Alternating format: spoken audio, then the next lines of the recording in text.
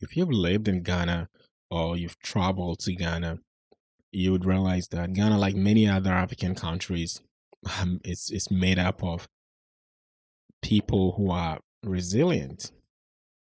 People are happy. People who, technically speaking, are not actually supposed to be happy by the standards of what they have. But they are happy and they live life happily, and that's good. It's good to be resilient in life, but I think our leaders, particularly our political leaders, take our resilience for granted. And this is what I mean. What's it? Yeah, and so the so I'm also making Have a look at this video. Good morning, folks. Here is a Shaiman. This is the water crisis we are facing now. You can imagine the kind of water we are fetching. It's almost a week now we don't have water. We are fetching from the gutters. Yes, from the gutter. You can see people washing. There's no water. There's no water. This is where we are fetching from. Yes. From the gutter. The fact that we don't have clean drinking water, but we are able to still get by, to get things done, to go to work.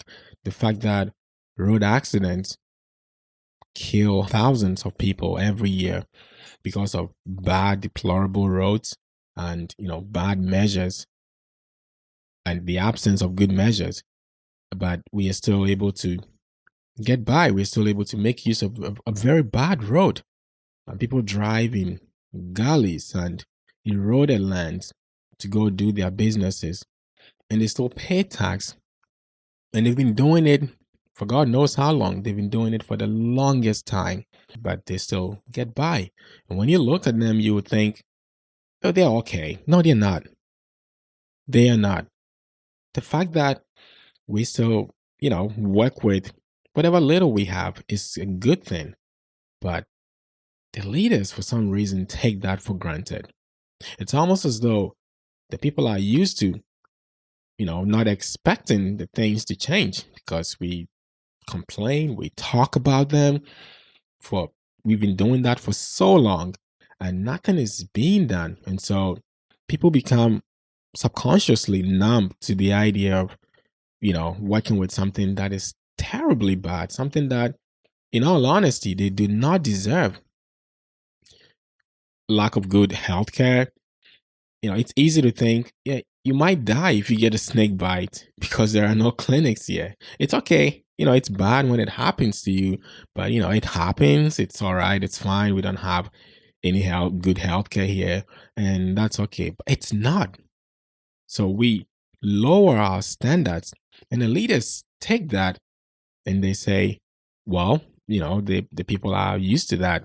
They don't even expect us to necessarily fix this. So year after year, we hear same promises. Like you would hear political leaders running for office saying things that they have no clue how to even tackle those problems. But we are used to that. They don't expect us to even question them. They don't expect us to hold them accountable. So they take us for granted. They know they can lie through their teeth and get into power and not do a single thing. The road is going to be the same. It's going to look the same. It's going to cause even more accidents as they found it. But they're going to tell you, I'll fix the road when I come. And they get into power and they don't do it. And so the point I'm making here is the leaders taking our resilience for granted is something that's it's become an affront to how we hold them accountable. It's like we don't even know how to hold our leaders accountable anymore. We don't know. Like they tell us whatever we want to hear, and they get into power, and nothing gets done, and everyone is okay. It's all talk, no action. Can you imagine? Look at the noise. This is our taxpayers' money. It doesn't belong to any party. It's not for NDC, it's not for MPP, it's not for APC. It's for the taxpayers. We pay taxes to build this. And we are wasting it. And we sit down and go and borrow money. And this is what we do with the money borrowed. Just for some people to make money, and then we waste it here. And they hammer on that because they know that's our weakness. They know we won't hold them accountable. They know we are used to being losers. We are used to working with things that are deplorable. 5,403 basic schools currently remain under trees, sheds, and dilapidated structures across rural areas, slums, and inner cities nationwide. The school building is almost coming down. It's alarming. Many of the problems we deal with in Ghana are actually emergencies. Like they are like you go to a place and the school is almost collapsing. You go to a clinic or a hospital and they don't even have anything to work with. It's an emergency, but we don't treat it like that. We treat every problem the same. So in terms of our priorities, we don't even know which one is scaling or ranking first. So you read in the papers, you hear what our political leaders talk about and the things they give attention to, and you ask yourself, do you really understand what is an emergency and what, could be done? What needs a solution and this is an emergency. The fact that accidents are happening over and over and over again and people are dying and dying and dying. And it's like, we are not even arresting the case. We are not saying, no, this needs to be stopped. And we do a disservice to the leaders because we don't. So it's like a loop. We don't hold them accountable. And they don't expect to be held accountable. So it's okay. I'll give you another example. You hear a leader steal money. They embezzle funds all the time. We will talk about them and nothing happens. So they become used to it. The fact that we are able to deal with the truth that they actually stole money, they spent money that was supposed to be spent on something for the greater good, for the greater benefit, got stolen by them. And we have found out, but nothing happens. They don't even resign. They don't even step down. Matter of fact, they even interfere with investigations. And at some point you ask yourself, so when are we going to be serious as a country? Leaders don't even know how to be accountable to us because, matter of fact, they don't expect us to hold them accountable. So when you ask a leader a question, the way they even respond to it, it's like, you have no right to ask me that. It's like, no, I do. We have the right to hold you accountable. So the servants become the kings, and the kings actually become the servants. And it's toxic to our society. It's toxic because, you see, it's very subtle, but it follows us into all other things we do. Even in building a business, in getting together to get things solved, it's easy for us to get into the, talking. We just talk. And then after a few hours, we walk away and nothing gets done. Even in the church, it's there. Sometimes I hear certain pastors talk, and the way they talk, I ask myself, are you God? And it's playing in different facets of the society. It's like leaders at every level, when they talk, it's not hard. It's not hard for you to figure that out. Just pay attention to how the leaders talk. It's as though they're untouchable. It's as though they can do whatever they want. And we live with that. We settle with it. We don't question that. We don't say, wait a minute, who told you can talk to us like that? It's even scary to us to ask questions like that. It's like, no, he's let him do whatever he wants to do. You may not like him, but that's okay. He's the leader here. He holds the power here, and he can do whatever he wants to do.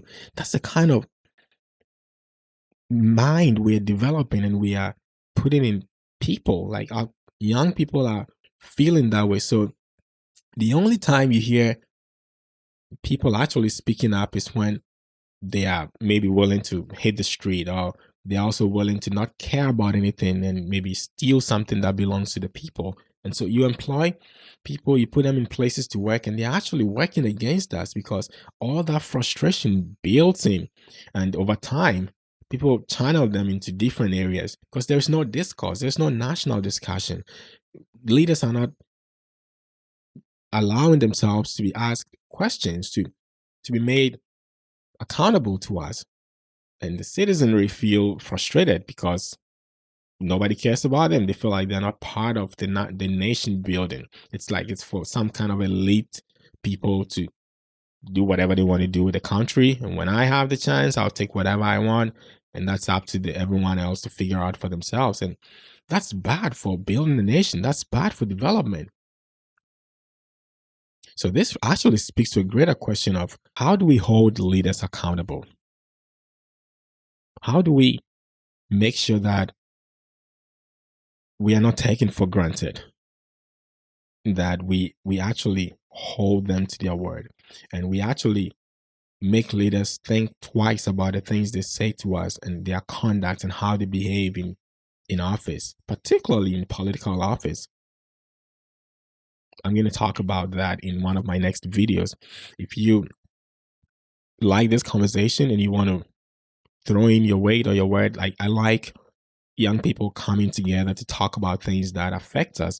And this is not a direct thing, it's not specifically about one thing. This is about paradigms, how we behave mentally, how our minds are formed, like why we are not able to hold leaders accountable, why leaders take us for granted because they don't even expect us. Like there's no back and forth going on in terms of discussion, in terms of nation building. That's what I'm talking about. It's really a little bit even hard to word, but if you understand what I'm saying, if you've also looked into the Ghanaian society and wondered why we settle with less and why we are okay with it and why the standard is always coming down and coming down, it's like you can't even raise the bar. Like being a leader is so easy. You just stand and run for office, and when you win it, there's nothing really weighing on you to solve problems for people.